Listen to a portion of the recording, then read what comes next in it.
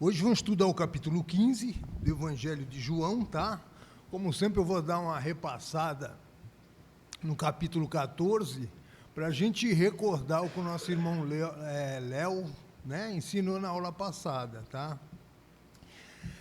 Interessante, capítulo 14, só recapitulando um pouco, a gente vê que já no início, no capítulo, Jesus diz: não se turbe o vosso coração, não é verdade? Credes em Deus, credes também em mim, né? Na casa de meu pai há muitas moradas, e eu vou lhes preparar lugar. Aqui é interessante a gente ver, porque ao invés de os discípulos consolarem Jesus, afinal ele estava prestes a ser crucificado, não é verdade?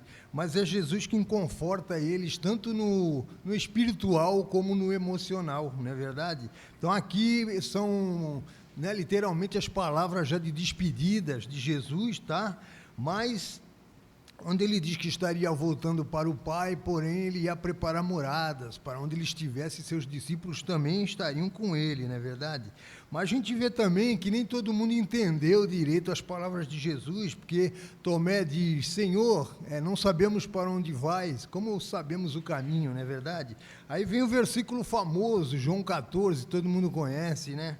Eu sou o caminho, a verdade e a vida, ninguém vem ao Pai, né, a não ser por mim, por meu intermédio, tá?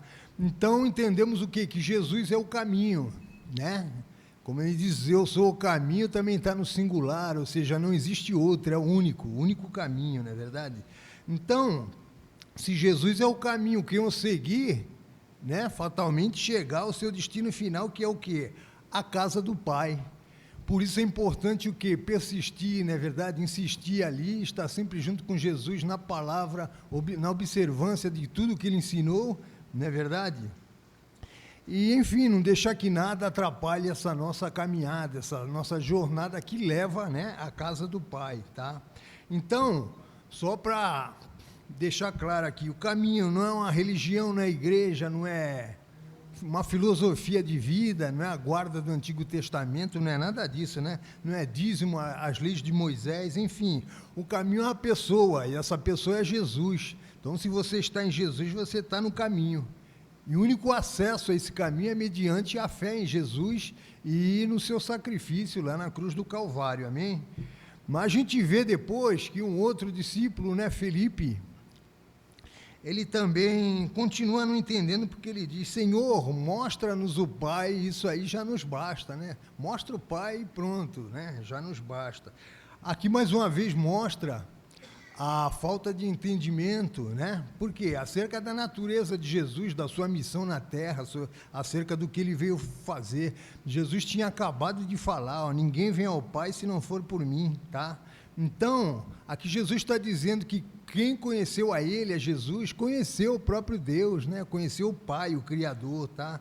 Por quê? Porque creu no seu ministério e posteriormente na sua morte, na sua ressurreição, né? Como a sua missão consumada, né? Na terra, tá? Então, conhecer Jesus, né? Resumindo, é conhecer a Deus. Depois, já no versículo 12, Jesus diz: o que crer em mim fará também as obras que eu faço e outras maiores, porque eu vou para junto do Pai, né? Aqui, como bem disse o Léo, né, explicou isso, eu estou só recordando, as obras maiores, né, não é, logicamente não é em poder, mas em extensão. Aqui se refere em semear, né, a palavra de Deus ao mundo, o Evangelho, né, de respeito ao testemunho do Evangelho, tá? Depois Jesus também vai dizer: tudo quanto pedires em meu nome, isso farei, a fim de que o Pai seja glorificado no Filho, né? Aqui também o pedir em meu nome, lógico que não significa que Jesus, Deus, vai atender os nossos caprichos, né? Os nossos desejos, os nossos interesses pessoais, mas aqui está querendo dizer que para que a oração do cristão, ela deve ser sempre, né, servir para os propósitos do reino, né, para a glória de Deus. Em seguida, Jesus promete outro Consolador, né, diz que esse Consolador traria bênçãos sobrenaturais que o mundo não tem, que o mundo não conhece, né, e, enfim, do qual o mundo não possui. Mas isso aí é para os que amam Jesus e cujo amor, ele tem que ser evidenciado através da obediência, né. E por fim, aqui Jesus já diz, eu vos deixo a minha paz, não como o mundo dá. Então não é a paz do mundo, mas é uma paz desconhecida aos que não conhecem a palavra de Deus, não é verdade? Então é uma paz que vai dar sabedoria para a gente lidar com as adversidades nessa vida, né? É uma paz que faz manter ali uma harmonia. E outra coisa, segundo promessa do próprio Jesus, é uma paz que ela é vivida assim ainda nesta vida, não é verdade? Então, só para fechar esse resumo aí do capítulo 14, né, que o nosso irmão Léo fez em 2 semanas, eu estou só dando uma repassada para a gente refrescar a memória. Então, nós aprendemos, eu destaquei aqui 5 coisas. Primeiro, Jesus é o único caminho para a salvação, isso aí, né, não resta dúvida para ninguém. Segundo, Jesus prometeu preparar lugar, né, aos seus discípulos, a todos que creem nele. Terceiro, Jesus prometeu enviar o Espírito Santo, né, para guiar, para fortalecer os discípulos e todo cristão. Quarto, ele diz que seus seguidores fariam a mesma obra que ele fez, não é verdade? Como eu disse, né, lógico, no sentido da propagação do Evangelho. E por fim, que devemos guardar os seus mandamentos. Isso aí é fundamental na vida de todo cristão. Amém? Isso aí foi um breve resumo aí do capítulo 14. Agora que nós vamos iniciar a aula de hoje, Evangelho de João, capítulo 15. Capítulo 15 é bem interessante, inicia com Jesus usando a metáfora ali de uma videira, né, para ilustrar o que? A importância dos seus discípulos permanecer nele. Ele enfatiza que ele é a videira verdadeira, seus discípulos são os ramos, né, a extensão, e para poder dar frutos, render frutos, esses discípulos eles tinham que permanecer ali enxertados, conectados nele, não é verdade? De que forma isso? Através também da fé, através da obediência, né? Depois Jesus vai ensinar sobre o significado do amor e da obediência, né? E declara que, aqui é bem interessante, que seus seguidores seriam seus amigos. A gente vai ver que, até então, depois a gente vai ver isso com mais detalhe, até então foi os escolhidos, depois os servos, e agora Jesus já chama de amigos, né? A gente vai ver também essa diferença entre servo e amigo. O que mais? Depois ele já vai predizer sobre a agressividade do mundo, né? Que o próprio Jesus sofreu e, consequentemente, seus seguidores também sofreriam. Mas ele promete, mais uma vez, o Consolador ali para guiar, para capacitar, não é verdade? Aos que fossem fiéis aos seus mandamentos. Então, esse capítulo, mais uma vez, ele enfatiza a importância de um relacionamento ali estreito, próximo, não é verdade, com Jesus, e fala também o principal aqui, né, o fundamento, chamado para poder dar frutos, tá? Através do amor e da obediência, tá? Isso aqui é só uma prévia acerca do que vai ser falado. Eu vou ler aqui do versículo 1 ao 8, que é referente ao mesmo assunto. Evangelho de João, capítulo 15, versículo 1.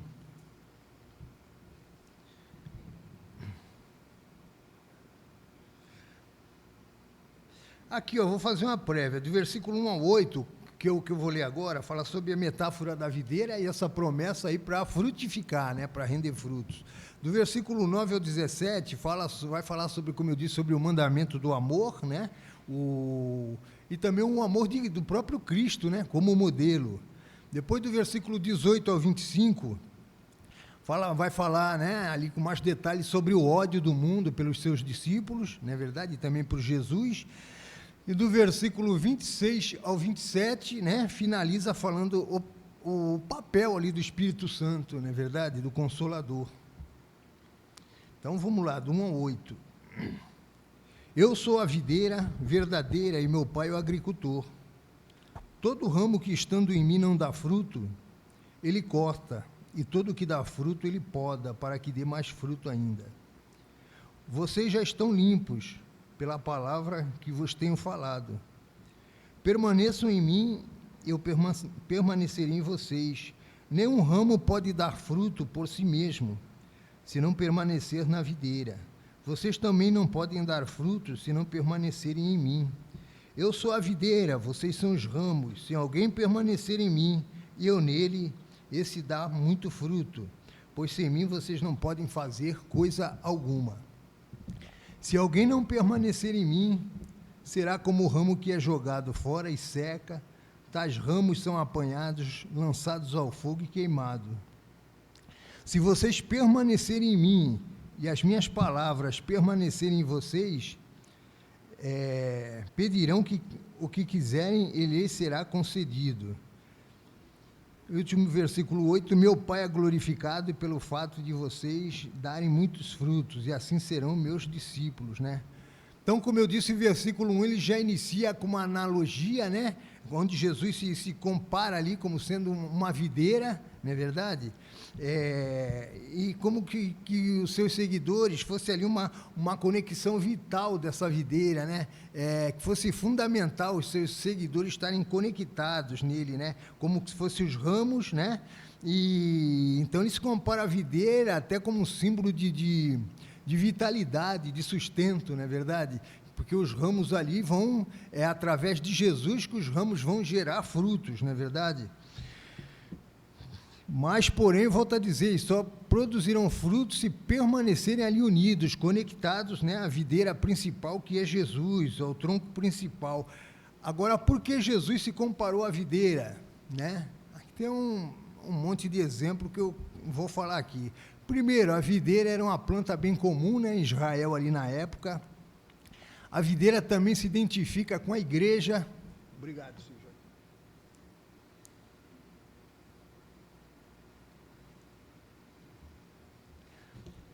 A videira se identifica com a igreja. Por quê?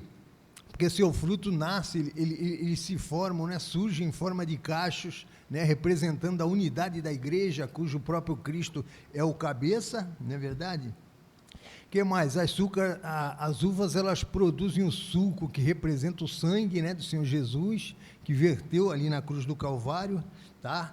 Mas a figura da videira, ela também representa o povo de Deus lá no Antigo Testamento.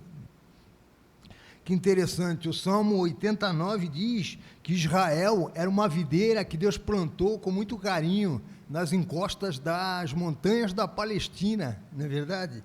Só que essa videira, ela não correspondeu ao que Deus esperava, né? Olha o que diz aqui Isaías 5,7. Pois bem, a vinha do Senhor dos exércitos é a nação de Israel, e os homens de Judá são a plantação que ele amava.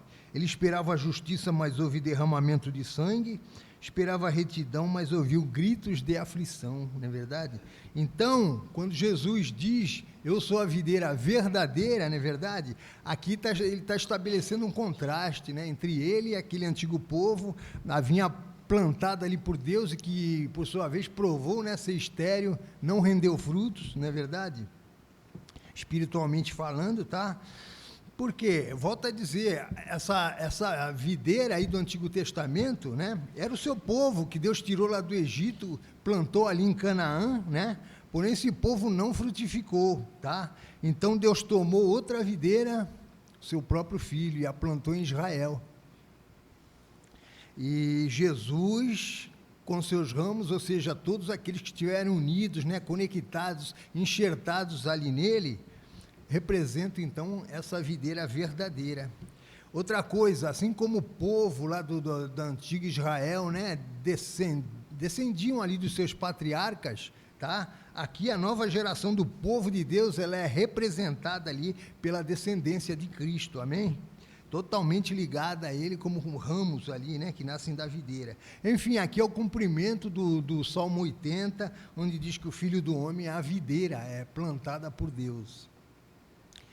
No versículo 2, diz que todo ramo, estando em mim, não dá fruto, ele corta, né? O que dá fruto, ele poda para que dê mais fruto. Aqui, mais uma vez, volta a dizer, se refere ao discípulo estéril, né? Que não produz frutos, tá? De que forma? Às vezes cristão, entre aspas, que insiste em fazer a sua própria vontade, não é verdade? Então esse aí, ele é removido pela mão disciplinadora de Deus, né? Essa poda aí, ela é dolorosa, mas ela é necessária, ela tem que ocorrer, tá? Por quê? Porque vai purificar essa videira para que nasça, que cresça mais frutos, né? Lógico que o cristão, ele depende dessa conexão com Jesus. O cristão por si próprio, ninguém é nada, né? Sozinho. Versículo 3 diz: já estáis limpos pela palavra que vos tenho falado, né? Aqui se resume as palavras de Jesus. Os discípulos foram literalmente, né, purificados ali por causa da palavra, né? Se refere a todo aquele que recebeu a revelação, que aceitou, né? E que verdadeiramente está ali perante Deus, tá? Através da palavra de Cristo, lógico, tá? Então a palavra aqui se resume a mensagem de Jesus. Versículo 4 diz: permaneçam em mim. Ou seja, volta a falar, o ramo sem contato com a videira, ele é infrutífero, ele não produz, não é verdade? O ramo sozinho não é videira. Se você tirar um ramo, um galho de uma árvore e colocar aqui do lado, passa 1, 2, 3 dias, ele seca, ele morre, não é verdade? Então, se ele estiver fora ali do tronco principal, ele não tem vida própria. E da mesma forma, nós não podemos viver, né, distantes de Jesus, da sua palavra. Por quê? Volta a falar, aquele que se isola, ele vai sempre buscar o seu próprio interesse e vai deixar de lado as coisas de Deus, tá?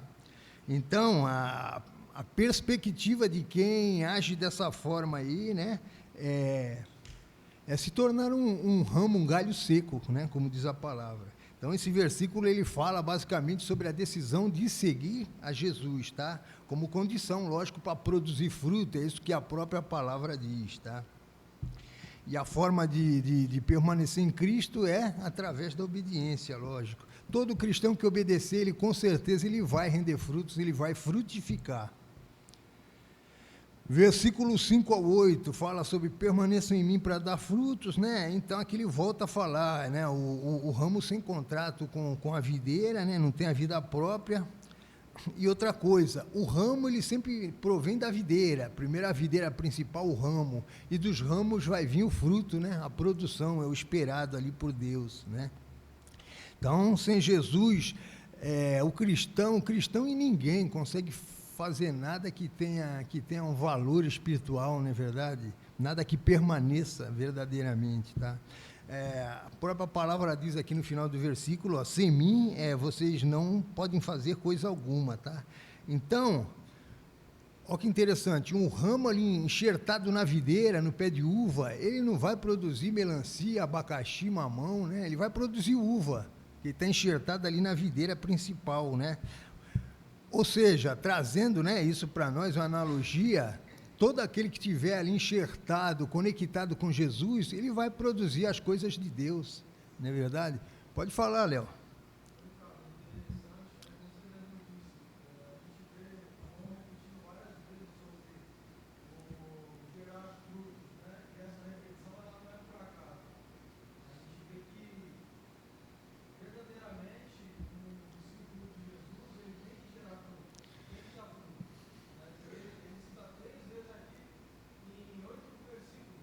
Sim.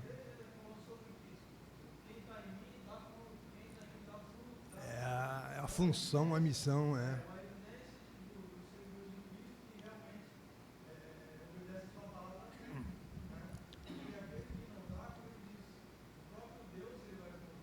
Sim.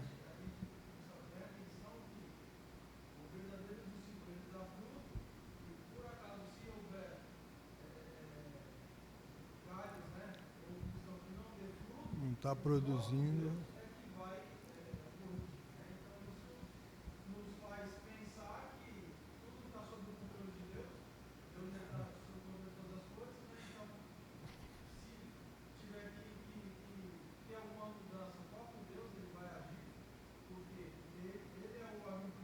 Sim, isso.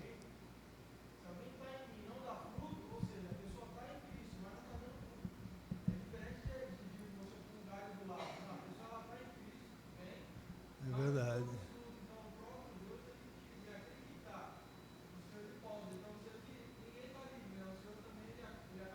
Sim. E aqui mostra que a missão principal do cristão é render frutos, né?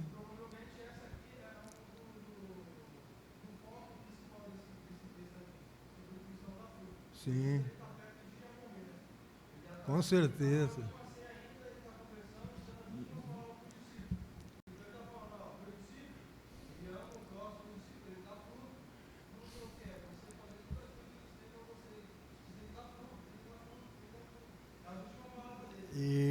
para ver a importância, né? Como você acabou de falar, ele já sabia na sua onisciência que ele já ia voltar, né, para o Pai, ia morrer, e ele enfatiza isso aí sobre a importância do cristão dar fruto, né? Então é bem importante. Não é orientação, não é, aqui é mandamento, né? Senão não é cristão, né? Sim, com certeza. É verdade. É isso mesmo. Então, como eu disse, o cristão, né, que não está conectado, não está ali, né, unido a Cristo, ele não vai produzir nada que tenha valor espiritual, não vai produzir nada que permaneça, né, verdadeiramente. Como diz no final do versículo, sem mim vocês não podem fazer coisa alguma, tá? Então, volta a falar, todo aquele que estiver unido a Jesus, ele vai produzir as coisas que são de Jesus, né, e não aquilo que é de si próprio, tá? É isso aí até que o apóstolo Paulo fala lá em Gálatas 20, né? Já estou crucificado em Cristo e não mais vivo eu, mas Cristo vive em mim. Pode falar, Adalto.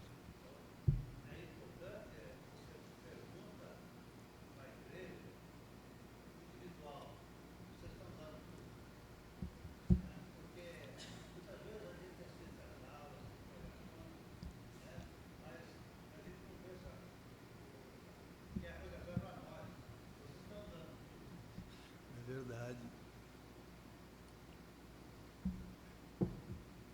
Falou uma coisa importante agora, né? Aqui todo mundo conhece a palavra. Saiu daqui para fora, é onde vai demonstrar o cristão que verdadeiramente semeia, né? A missão do cristão, independente de onde seja, com quem esteja, isso aí é muito importante. Vamos lá, no versículo 6, ele diz: o que não permanece em Cristo será como o ramo jogado fora, que seca e são lançados no fogo, né? Ou seja, aquele que se diz cristão e que não está ali conectado, não está em Cristo, ele vai sim sofrer diversas consequências, tá? Primeiro, a palavra diz, vai ser lançado fora, né? Ou seja, o que significa isso? Vai perder a comunhão, isso é gravíssimo. Segundo, seca, ou seja, vai perder a vitalidade, não é verdade? Terceiro, será lançado no fogo, ou seja, não vai ter uma recompensa, né? Vai ser descartado, tá? Então, o não viver em Cristo, sim, gera consequências espirituais ali desastrosas, tá? Outra coisa, o não permanecer em Cristo também desfaz aquela ilusão de que uma vez salvo pela graça, salvo para sempre, não é verdade? Por quê? É possível, mesmo aqueles que estão em Cristo, né, desviarem, sim, romperem, perder essa conexão, isso aí é possível. Eu vou dar um exemplo aqui em Hebreus 6,4, olha o que a palavra diz. Aqueles que uma vez foram iluminados, provaram o dom celestial, tornaram-se participantes do Espírito Santo e caíram, é impossível que sejam conduzidos ao arrependimento, pois para si mesmos estão crucificando de novo o Filho de Deus e o sujeitando à desonra pública. Então é algo muito grave, não é verdade? Então, a condição para ser salvo é permanecer até o fim, né? O que diz Apocalipse 2,10, ser fiel até o fim, até a morte, né? E dar-te-ei a coroa da vida. Então é fundamental isso aí. Aí o versículo 7 e 8 fala, né? O que permanecer em Jesus, tudo que pedir será feito, né? Aqui também não se refere ao resultado da Mega Sena, né? Da virada lá, os 600 milhões, tudo que pedir, né? Tem que ter entendimento, tá?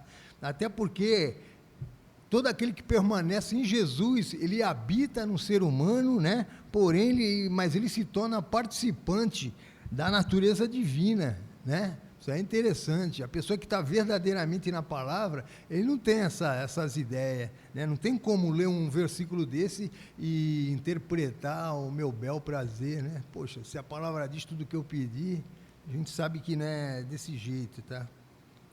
Então, o verdadeiro cristão, as suas palavras, as suas orações, vai estar sempre em conformidade, em harmonia, né? Com a palavra de Deus, com a vontade divina. Aqui é semelhante da aula passada, como eu falei aqui na revisão, João 14:13, tudo que pedires em meu nome eu farei, assim de que o Pai seja glorificado no Filho, né? Mas tudo que for feito, logicamente, para a honra, para a glória de Deus, não é verdade? Agora, do versículo 9 ao 17, fala sobre o mandamento do amor. Vou ler aqui direto. 9. Como o Pai me amou, assim eu os amei, permaneçam no meu amor. Se vocês obedecerem aos meus mandamentos, permanecerão no meu amor, assim como tenho obedecido aos mandamentos de meu Pai, e em seu amor permaneço. Tenho-lhes dito essas palavras para que a minha alegria esteja em vocês e a alegria de vocês seja completa. O meu mandamento é este: amem-se uns aos outros como eu os amei. Ninguém tem mais amor do que aquele que dá a sua vida pelos seus amigos. Vocês serão meus amigos se fizerem o que lhes ordeno. Já não chamo servo, porque o servo não sabe o que o Senhor faz. Em vez disso, eu os tenho chamado de amigos, porque tudo o que ouvi de meu Pai eu lhes tornei conhecido. Vocês não me escolheram, mas eu os escolhi para irem e darem frutos, fruto que permaneça, a fim de que o Pai lhes conceda o que pedirem em meu nome. Este é o mandamento, este é o meu mandamento: amem-se uns aos outros. Se o mundo os odeia, tenham em mente que antes odiou a mim. Se vocês pertencessem ao mundo, ele os amaria como se fossem dele. Todavia, vocês não são do mundo, mas eu os escolhi tirando-os do mundo, por isso o mundo os odeia. Vamos lá, versículo 9, né? Voltando aqui, primeiro 9. Como é que é? Como o Pai me amou, eu também amei a vós, permaneça no meu amor. Esse versículo mostra, olha que interessante, que o amor de Deus por Jesus é a mesma medida do amor de Jesus por nós, né? Então é algo pleno, né? E quando ele habita em nós, no cristão, né? O cristão, ele se torna assim divino, no seu caráter, na sua essência, né? Então o amor de Deus é algo até inexplicável, né? Para nós, a gente não... Por isso que no final do versículo ele diz: permaneçam no meu amor, não é verdade? Ou seja, que significa o quê? Não aceitem substitutos, né? O amor de Deus é pleno, não existe amor igual. Versículo 10 e 11, permaneceis no meu amor e a vossa alegria seja completa. Sabemos que Jesus, lógico que ele ama todo cristão, a todos incondicionalmente, não é verdade? Mas aqui João declara que o que experimenta o amor de Jesus, né? Ele recebe, como eu disse, uma alegria plena, uma alegria completa, né? Porém, tudo isso está condicionado o quê? A obediência, né? É fundamental obedecer, tá? E é interessante aqui também, às vezes passa pela nossa cabeça de que será algo aqui, uma exigência muito grande, até arbitrária, né? Mas a gente pode ver aqui, o próprio Jesus, ele operou debaixo dessa regra, não é verdade? No seu relacionamento ali com Deus, com o Pai, com o Criador, tá? Então, como diz a palavra, o discípulo nunca está acima do seu Senhor. E Jesus também provou que é sim possível, com a ajuda divina, se manter ali reto perante Deus, guardar os mandamentos. Versículo 12 e 13, que vos amei uns aos outros, tá? Aqui Jesus, ele ordena, não é verdade, que se amem uns aos outros, tá? E ao mesmo tempo ele revelou a extensão desse amor, né, através de si próprio, quando ele se entrega na cruz do Calvário ali pelos pecados da humanidade, tá? Então, para permanecer em Cristo, o cristão tem que obedecer. E para obedecer, ele tem que amar. Então, é uma sucessão de... Isso aqui é interessante. É a mesma coisa que ele diz lá para o mestre da lei, lá em Mateus 22, 37, né? Quando ele pergunta qual o maior dos mandamentos: amarás o teu Deus, né, de todo o teu coração, de toda a tua alma e de todo o teu entendimento. Depois ele diz: e o segundo, semelhante a esse, é amarás o teu irmão, o teu próximo, né, como a si mesmo. Então é desse jeito que tem que ser. Depois, no versículo 13, fala sobre dar alguém a vida, não é verdade? Por outra pessoa ali. Então, aqui, mais uma vez, fala sobre a dimensão do sacrifício de Cristo na cruz do Calvário, tá? Por quê? A gente tem que entender que a cruz ali, a crucificação, não foi algo imposto, né? Mas foi algo aceito. E graças a Deus por isso, que Jesus aceitou morrer pelos nossos pecados, não é verdade? Então, ele aceitou morrer pelos pecados da humanidade. Romanos 5,6 diz isso, enquanto nós ainda éramos pecadores, ele morreu por nós, tá? Mas esse versículo 13, interessante, que fala sobre dar a vida, né? Dar a vida ali pelos amigos. Aqui, como o nosso irmão William falou, eu lembro, acho que umas 2, 3 aulas atrás, aqui não tem nada a ver com a atitude precipitada ali de Pedro, né? Não é isso aí, que ele confiando no seu eu, ele diz ali que daria a sua vida, né, por Jesus, tá? Na verdade, ele com certeza não estava preparado para morrer, né, por Jesus. Aliás, ele não estava preparado nem para viver, né, por Jesus, tá? Então, o maior exemplo que ficou aí partiu do próprio Cristo quando ele se entrega ali em sacrifício, tá? Versículo 14, vocês serão meus amigos se fizerem o que lhes ordeno, tá? Então, aqui a gente vê, volta a falar, que interessante, amizade com Cristo não elimina a necessidade da obediência, não é verdade? Ao contrário, essa amizade ela só vai crescer, né, a partir do momento que o cristão ele se torna cada vez mais obediente. É fundamental, a obediência ela é a base de tudo, né? Outra coisa interessante, porque ele fala aqui, serão meus amigos. No Antigo Testamento, só Abraão e Moisés foram chamados de amigo de Deus, né? Só os dois. As pessoas falam de Davi, mas não, Davi foi um homem segundo o coração de Deus, mas amigo de Deus foi Abraão e Moisés. Mas aqui, Jesus, ele estende esse privilégio a todo cristão que obedece, né? Versículo 15 diz, já não chamamos mais de servos, tá? Até aqui, por que fala isso? Até aqui, Jesus tinha chamado seus discípulos de servos, João 12, 26, onde estou, meu servo também estará, né? Comigo, João 13, 16, nenhum servo é maior do que o seu senhor, tá? E eu falo isso porque, se a gente for ver, lógico que existe uma grande diferença de servo para amigo, não é verdade? O servo é aquele que recebe ordens para fazer as coisas. Muitas das vezes ele não sabe nem o propósito, mas ele cumpre ordens, né? O amigo já não, o amigo ele participa ativamente da vida do seu amigo, não é verdade? Já existe ali uma forte comunhão, tá? Sim, é verdade. A grande diferença, o servo ele é ordenado ali a fazer aquilo, né? Tem que cumprir. Muito bom. Versículo 16 diz, eu os escolhi. Isso porque a gente vê através da palavra que foi Jesus que iniciou o relacionamento, né, com os seus discípulos, né? Se iniciou ali com a seleção, escolheu, depois com a servidão, que ele passa a chamar de servo até esse momento, e depois chega até o ponto de uma amizade, não é verdade? E o propósito de tudo isso era o quê?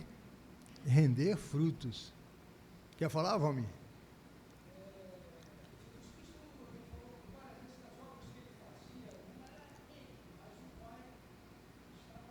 Sim.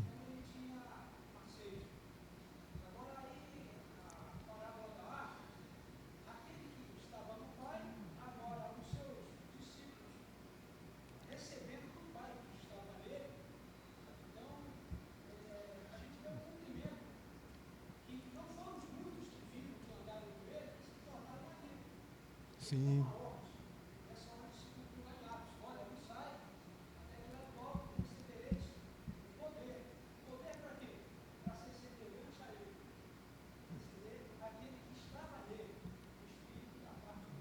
É verdade, com certeza. O versículo 17 diz, sobre o mandamento de amar uns aos outros. Aqui Jesus fala, volta a falar de amor, e é interessante que a gente vê, aqui é um mandamento, né? Não é opcional, não é uma opção. Ah, mas eu vou amar ou não, mas aquele eu não vou com a cara. Então não funciona desse jeito, é a ordenança de Jesus, né? Amar-vos uns aos outros, tá? Na verdade, aqui é interessante, ele fala isso para os discípulos. Se a gente for ver, se os discípulos não amassem uns aos outros, Eles também não estavam, porque eles já não tinham o amor do mundo, né? Odiavam a Cristo, odiavam os discípulos porque eram seus seguidores, né? Tinha o mesmo pensamento ali. E a gente vai ver aqui, já seguindo, versículo 18 e 19, Jesus ele já fala sobre essa hostilidade do mundo, né? Foi já, a princípio, já com ele, isso se estenderia aos seus seguidores, aos seus discípulos, tá? Então, o mundo, a gente sabe que tem essa repúdia, essa aversão, não é verdade? A quem não pertence ao mundo. Por que isso? Por não compactuar com seus pensamentos, com a sua filosofia de vida, com seus atos, não é verdade? Então, é desse jeito. Para finalizar aqui, eu vou ler do 20 ao 27. Lembrem-se das palavras que eu lhes disse: nenhum escravo é maior que o seu senhor. Se me perseguirem, também perseguirão vocês. Se obedecerem à minha palavra, também obedecerão a de vocês. Tratarão assim vocês por causa do meu nome, pois não conhecem aquele que me enviou. Se eu não tivesse vindo e lhes falado, não seriam culpados de pecado. Agora, contudo, eles não têm desculpa para o seu pecado. Aquele que me odeia também odeia ao meu Pai. Se eu não tivesse realizado no meio deles obras que ninguém mais fez, eles não seriam culpados de pecado. Mas agora eles viram e odiaram a mim e a meu Pai. Mas isso aconteceu para se cumprir o que está escrito na lei deles. Odiaram-me sem razão. Quando vier o conselheiro, que eu enviarei a vocês da parte do Pai, o Espírito da verdade, que provém do Pai, ele testemunhará a meu respeito. E vocês também testemunharão, pois estão comigo desde o princípio. Vamos lá. Versículo 20 e 21, como eu disse, né? Se me perseguiram, perseguirão também a vós, tá? Aqui, na verdade, enquanto Jesus estava proferindo essas palavras, os fariseus já estavam armando ali, arquitetando, né, a sua morte, tá? Mas o que Jesus quer dizer o quê? É que já que o mundo odiava ele, sempre odiou a Jesus, então não era, mais uma vez, não era nenhuma surpresa que odiassem seus seguidores, né? Isso aí segue até uma lógica, tá? Mas mesmo em todo esse contexto de hostilidade, Jesus ele anima ali os discípulos, não é verdade? Ele incentiva eles a permanecerem ali na fé, sempre testemunhando, né? Falando do amor de Deus, tá? Então aqui Jesus, na verdade, estava preparando os discípulos para tudo que eles iriam suportar, né? O que provém ali do mundo, o inevitável, né? Era a não aceitação ali. Então, em nenhum momento Jesus prometeu que teria uma vida fácil, não é verdade? Que haveria uma aceitação universal, né, das suas palavras, enfim, de tudo que ele ensinou, mas muito pelo contrário, ele alerta acerca das dificuldades que todos eles enfrentariam ali nessa missão de propagar o evangelho, tá? E eles aprenderam essa lição, porque tempos mais tarde a gente já vê que todos eles, né, eles sofreram perseguição, prisão, espancamento, e todos eles morreram. A Bíblia não diz, mas segundo, né, historiadores, de forma bem cruel, todos os discípulos, tá? Versículo 22, se eu não tivesse lhes falado, não teriam pecado, tá? Aqui é o que diz em Atos 17:30, ó, no passado Deus não levou em conta o tempo da ignorância, né? Mas agora ordena que todos, em todo lugar, se arrependam. Ou seja, né, não existia mais desculpa, né? Então, um fato ali do mundo odiar Jesus, não é verdade? Isso aí já era um pecado contra Deus. Por quê? Como disse nosso irmão Valmir, Jesus veio revelar, né, Deus a humanidade, ao mundo, tá? E já que, conforme diz a palavra, Jesus e o Pai são um, então quem odiava Jesus está odiando o próprio Deus, não é verdade? Quem rejeitava Jesus estava rejeitando a Deus, tá? É isso que ele diz aqui no versículo 23, aquele que me odeia, também odeia meu Pai. Então, Jesus está explicando que essa aversão a ele é uma aversão ao próprio Deus, ao próprio Criador, não é verdade? E, resumindo, todo aquele que não conheceu Jesus também não conhece a Deus, né? Sendo assim, lógico que não vai poder entender nem aceitar o testemunho dos discípulos, tá? Mas volto a falar que mesmo diante desse cenário aí sombrio, né? Jesus, ele está sempre ali incentivando, encorajando eles a permanecerem sempre ali, firmes na fé, né? E no testemunho do Evangelho. Eles diz que toda essa perseguição não podia de forma alguma abalar, né, a firmeza ali deles. Mas isso aí, na verdade, essa perseguição toda, ela viria a fortalecer, porque isso ia mostrar que os apóstolos ali, os discípulos, eles verdadeiramente se identificavam, né, com Jesus, né, não fugia ali a regra, tá? Versículo 24, se eu não tivesse realizado obras no meio deles, ou seja, se aí nós vimos em outras aulas, Jesus operou diversos milagres diante de muita gente ali, provando ser quem ele era credencial de que ele era o Cristo, Filho de Deus, não é verdade? Só que, como a gente vê, isso aí não foi suficiente para que muita gente acreditasse ali, e mesmo assim ainda odiaram ele. Depois, no versículo 25, Jesus cita ali o Salmo 69, versículo 4, para mostrar o quê? Que rejeitar, mais uma vez, o amor de Cristo, né, é algo maligno, é algo irracional até, tá? Para finalizar aqui, o versículo 26 e 27, onde pela terceira vez Jesus fala sobre o envio do Espírito Santo, né? O Consolador que viria a convencer ali o coração das pessoas, né? Quando os discípulos pregassem, falassem ali de Jesus. Amém? Isso aí foi a aula de hoje. Pode falar, Adalto.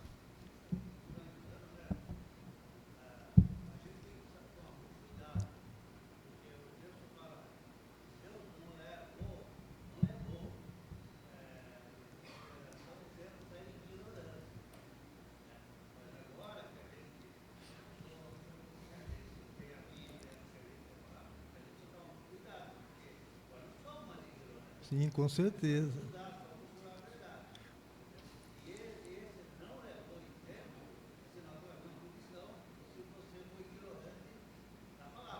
Sim, porque a partir do momento que conheceu a palavra, viveu o Evangelho e foi batizado, né? Como eu li ali, o que fizer isso, ele está novamente crucificando o Filho de Deus, né? Pode falar, Léo.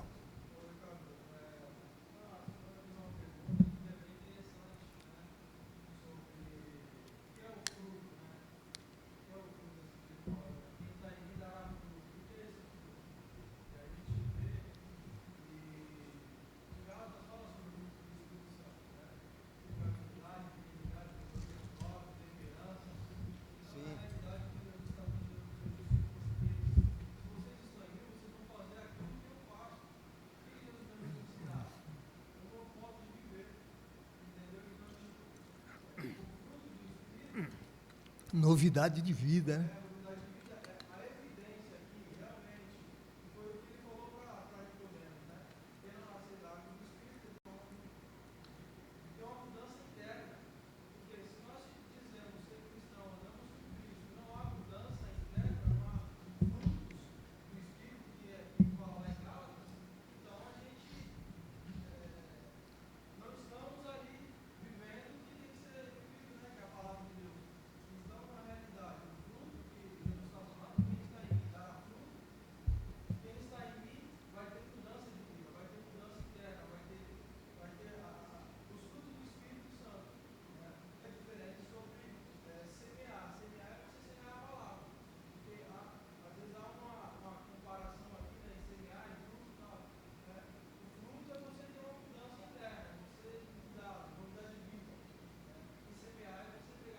Sim, isso aí seria estendido a todo aquele que estiver conectado em Jesus.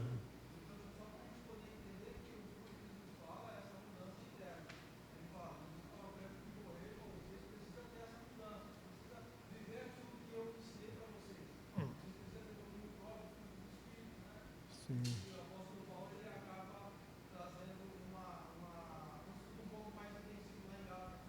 Isso.